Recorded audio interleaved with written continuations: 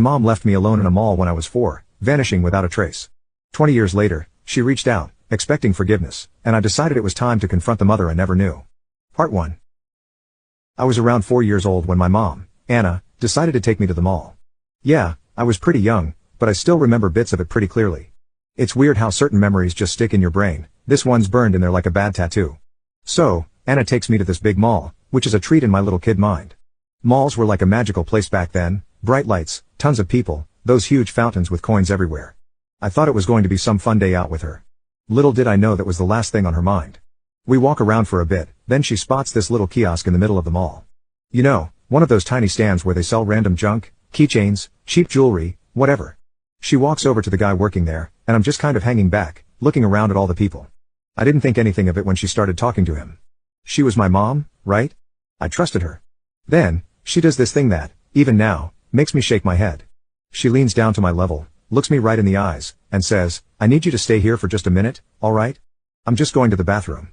I'll be back before you know it." I mean, I was 4, what was I going to say? No. I nodded and sat down on this little stool by the kiosk.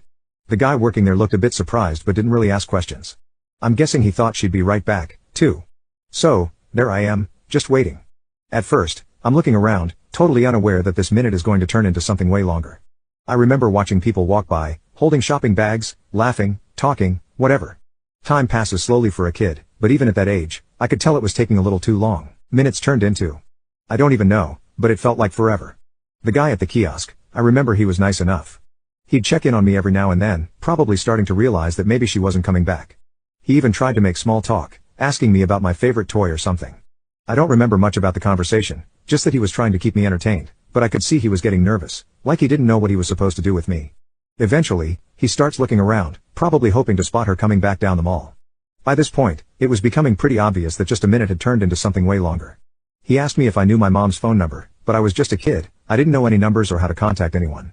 I just sat there, feeling that weird sinking feeling in my stomach, like something wasn't right. After what felt like forever, I noticed the mall was starting to get quieter. I was still sitting there, holding on to my little toy, waiting. That's when the guy called over a mall security guard.